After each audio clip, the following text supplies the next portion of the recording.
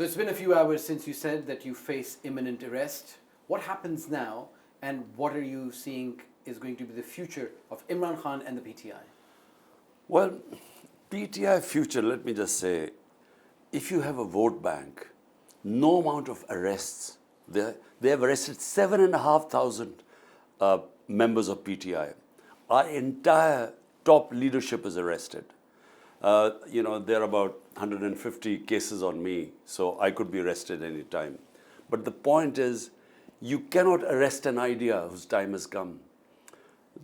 If you look at the polls, the poll ratings, the surveys, PTI is 70% now. So no party has had such popularity. So this is madness what is going on. They're trying to basically kill democracy because, by killing the biggest or trying to crush the biggest party in the country, the only federal party in the country, they're actually dismantling democracy. This program might hear when you might be behind bars. As you said that an arrest is imminent.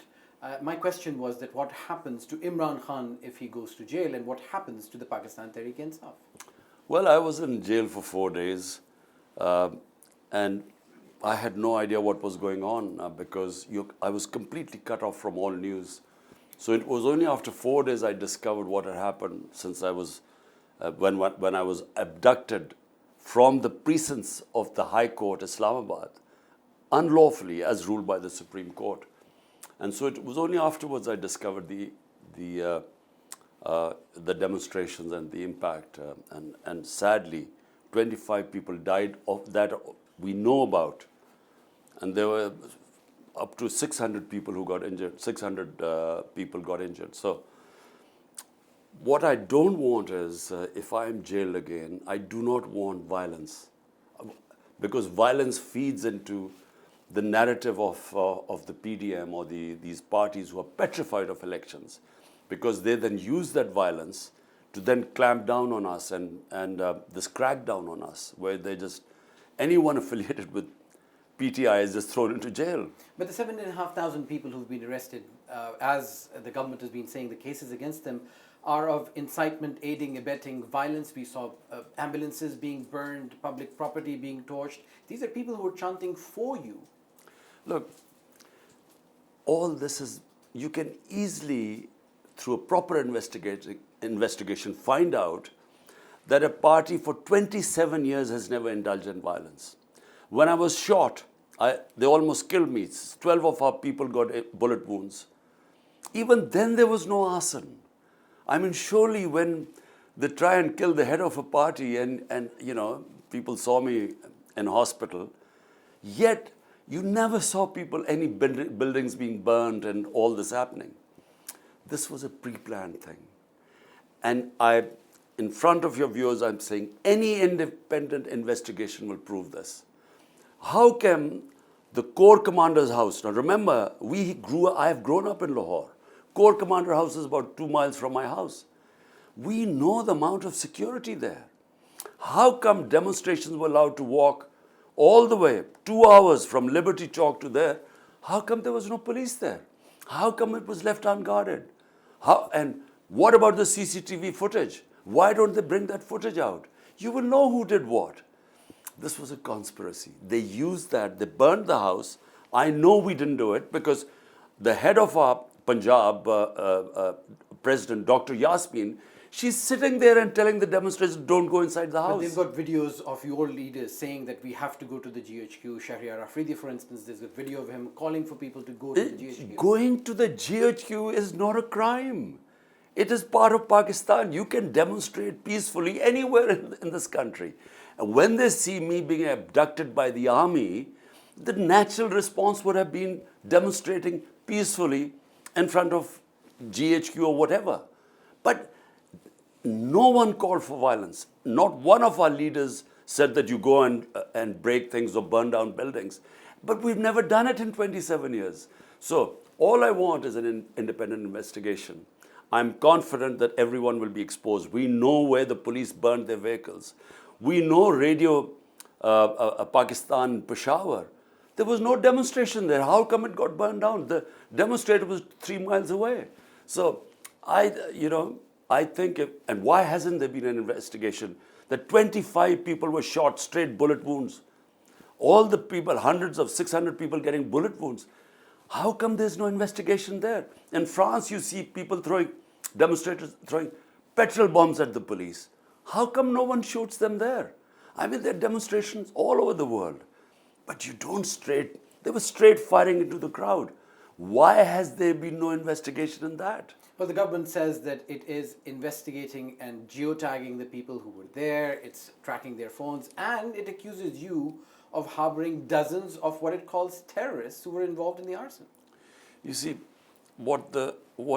first of all, let's find what is behind all this. The PDM and the establishment, they are petrified of elections. Why are they petrified? Because every survey says PTI will get 2/3 majority the moment there are elections. Now, to avoid elections, even before this, they had 145 cases on me, criminal cases. A man who's known in this country for 50 years had never had one criminal case. Just in 4 or 5 months, 150 criminal cases. Why? To get me out of the race, get me disqualified. 2 assassination attempts, one where I got shot. Then there was I almost got killed in another attempt in the judicial complex in Islamabad. So why? It's to get me out of the race. So if you understand the reasoning by what is going on right now, the establishment and the PDM parties, then you will know they use this as a pretext to actually crush PTI. How can they have found that 7,500 PTI workers were involved? Have they any evidence? Most of them have not even been produced in a court of law. They've just conducted a reign of terror, breaking people's houses, walking in the middle of the night. Anyone whose PTI has been attacked by the security agencies. Independent analysts say that there is a pattern to what happens in Pakistan. Whoever is in government says they're on the same page, as you did when you were in power. Now the people who are in power say they're hand in glove with the military establishment. The relationship has never been better as it is now. And when they come in the opposition, they accuse the party in power of taking them out of politics. Look, 2 different things now.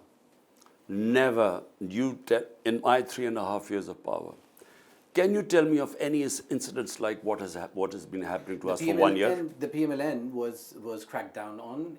The television screens were not allowed to air their interviews. Their leadership was rounded up, including their women as well. This is what they're saying on television screens. It is just such a bunch of lies. First of all, during our time, there were only 5% of the cases against them. 95% of corruption cases against the PML leadership was from their own time. Remember, Ishaq Dar ran away when it was PML government. Nawaz Sharif's 2 sons ran away from Pakistan during their government. You allowed Nawaz to leave, though. No, but first of all the 95% of the corruption cases were when we inherited them. Nawaz went during our time, but unfortunately, we didn't realize that his reports were all doctored. We thought he wouldn't survive a day. We were told in the cabinets. Anyway, what I'm saying is that you cannot even think of comparing what has happened to us in the last 1 year as opposed to what happened to them. I mean, when Nawaz Sharif was why was he banned? Because he was convicted by the Supreme Court. He lied that he was ill. He left the country. A convict leaves the country, absconds from justice, and he was making speeches from London. That's when the courts took a decision. Why have I been banned? I've not even been convicted of one thing. I mean, these are all allegations. So I'm banned from television. They can't show any of my live addresses. My senior leadership, everyone is now lumbered with cases. All our time is spent going from one court to the other to get bail. This never happened with PML. So now, you say that the problem is with the army chief, but you also say that you promised that you will not sack him. So which one is it? Look, all I'm saying is that the establishment is one man, the army chief. Whatever he decides, it's a disciplined army, as it should be. Now, I have no problem with him. But he seems to have a problem with me. There's something floating out on the social media about some statement or allegations he's made against me, which are quite worrisome because that's what he thinks about me. But it's his problem. There's some reason why he has decided that whatever happens, Imran Khan cannot come into power. But I have no problem with him. So, in other words, I was told that, he's worried that if I come to power, I would sack him. I have, my policy is very straightforward. Army is an institution. You don't directly, what is the word? I mean, you do not want to interfere with it to affect it like all our other institutions have been weakened. And if it's a surety he wants that I shouldn't sack him, well, I was willing to give it. So all I'm saying is the problem is not from my side, it's from the other side. Isn't the problem, isn't the root of the problem beginning to when you wanted an ex-general to become the army chief instead of the current one, General Faiz Hamid, who's accused by your political opponents of engineering you into power? This is, again, a myth. And this myth was floated by General Bajwa. I never, a year before the appointment of the army chief, I never even thought about who should be the army chief. For a start, apart from General Faiz, I didn't know any of the other contenders. So how could I make up my mind until I knew who were the people who were competing? How could I make up my mind? So I never thought about who should be the army chief. But General Bajwa told the contenders, there were 4 of them, that look, I wanted to push Faiz, so they all turned against me. This, of course, I discovered later on. But let me just make it clear. If I had to interfere in the army when I knew General Bajwa was trying to oust me, I knew that the conspiracy was going on, I should have then removed him because I could have denotified him. But despite knowing all that, I said, I'm not going to interfere with the army. And so, all I'm saying is that what is happening right now is not because of me. It's nothing I have done to antagonize the army chief. There is something he has against me, which I don't know. Well, you have a history with him, and he was the intelligence chief. Let's come back to your power when you were in power. You had 3.5 years. You were not able to provide the jobs that you promised, not able to build the homes that you promised. Why should people vote for Imran Khan? Do you know what? Today, the report has come of our last year in power. The economy grew at 6.5%, which is almost a record in Pakistan. When an economy grows at 6.5%, that means you're producing jobs. That means you're creating wealth. That meant that we had the record tax collection, record exports. We had record agriculture output. I mean, this is all in the economic survey of Pakistan. It was one of the best performances in 2 decades of any government. So, how can that be compared to what is going on right now? Inflation, despite there being an economic, what is called the super cycle, when energy prices went up, from 12.2%, inflation today is 36.4%, 3 times as much. In fact, Pakistan's inflation is now worse than Sri Lanka. So you can't, we could have done a lot of things much better. But compared to where we left the economy and where it is right now, there's just no comparison. Now, let's talk about what the people expected of the Pakistan TehreekeInsaf. There are a lot of allegations on people that you chose to represent the PTI who were involved in corruption. And in our last interaction a few years ago, you said that if the captain of the ship is clean, the people will be clean. So who's this corruption on? Does it reflect on you, or is it those particular individuals? Well, look, if there's corruption, the cases should have come out now, because we've been out of power now for 14 months. So surely, out of 150 cases, they have come with 2 corruption cases on me. One is of a charitable trust I've set up, Al-Qadr University. They haven't shown how I made any money from it. Secondly is this Tosha Khana case, which you must understand what Tosha Khana is. For 70 years, the law in Pakistan is that as a head of state, you get gifts from foreign gifts, from dignitaries or so on, whether it is you are a minister, a general or whatever, it goes into the Tosha Khana, which evaluates it. Then you have a chance. Do you want to buy it? Then before they paid 20%. In my time, it was 50%. If you wanted to buy the gift, you bought it. All that is recorded. So, I mean, these are the two cases they've come up with me in 14 months. My question was about the people that you chose. I'm talking about ministers of provincial assemblies, ministers of national assemblies, your close aides, Jahangir Tareen, etc., who've now been facing corruption charges, allegations, and courts. Look, if your question is that was I able to clamp down on corruption, the answer is no. And why? Because NAB, which is the Accountability Bureau, which is supposed to fight corruption, was not under me. We were told it was independent, but it was controlled by General Bajwa. The General Bajwa controlled NAB. So what he said, they did. Even when the NAB head used to tell me that, look, so-and-so is we found these corruption cases. So I said, why don't you take action? He said, we haven't got clearance. Now, anywhere in the world, the way you fight crime and corruption is not the severity of punishment, but the certainty of punishment. So when no one gets caught, I mean, in NAB, there were hardly any convictions. So all the top guys who had these corruption cases would be in jail, not get convicted, and come out. And when you spoke to NAB, they said, look, we are being controlled by GHQ or General Bajwa. So I was helpless there. Look, if I get a chance again, if God gives me the opportunity, the most important thing is to establish rule of law.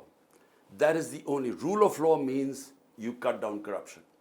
In Pakistan, rule of law index, in the world rule of law index, out of 140 countries, Pakistan is 129.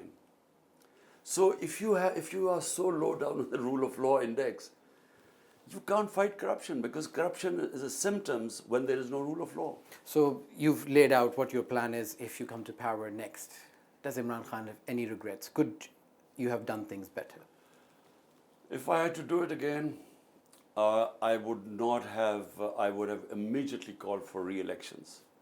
Because with a coalition government, with a thin majority, there is no way you can implement your reform programs, mainly rule of law, because rule of law means bringing the powerful under the law.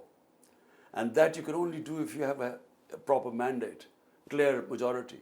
Because if you don't have a clear majority like I did, then all the time I was blackmailed. Whenever I would go after some powerful mafia, they would somehow penetrate, and I just couldn't succeed. And of course, then there was General Bajwa. He would be working behind the scenes. If he didn't want anything done or anyone convicted, you couldn't do it, because he controlled NAB. So if Imran Khan is elected again, he will not be taking any U-turns, and we will not be taking people on board who you've named, like Sheikh Rasheeds and Pervez Elahis and the rest, who were electables, who were essential for you to be in power. No, look, if I get a chance again, I will only take government if I have a clear majority. I come up with a strong majority. Because without that, the most important thing for Pakistan to get out of this economic mess we are in, or the full stop, the political mess, is only one thing: rule of law. Rule of law can only, I repeat, be implemented when you have a powerful government, a clear majority. And rule of law is the beginning of the rise of Pakistan. Because you will only get democracy can only take place when there's rule of law. Prosperity only comes when there's rule of law. Investment comes with rule of law. Countries that have secure and rule of law invite investment. So what is Dubai compared to Pakistan? Look at our resources in this country. But people from here go and invest in Dubai. Is Imran Khan essential for Pakistan? What is Pakistan's future with or without Imran Khan? I don't know what, I'm not that arrogant or, believe that without me the country won't survive. But all I know is that my struggle is for 27 years. And the main gist of the struggle is that what I saw when I went as a teenager to England, that I discovered that without rule of law, countries, don't prosper. You don't have democracy. So the key to a civilized society is where everyone is equal before the law. And unfortunately, Pakistan, from its beginning, has the law of the jungle. The powerful are above law, and the ordinary people don't have access to justice. And societies like that can never prosper. The entire developing world is poor not because of lack of resources, because they don't have justice. Mr. Imran Khan, Chairman, Pakistan Tehreek-e-Insaf, thank you very much for talking to Al Jazeera. Thank you. Thank you.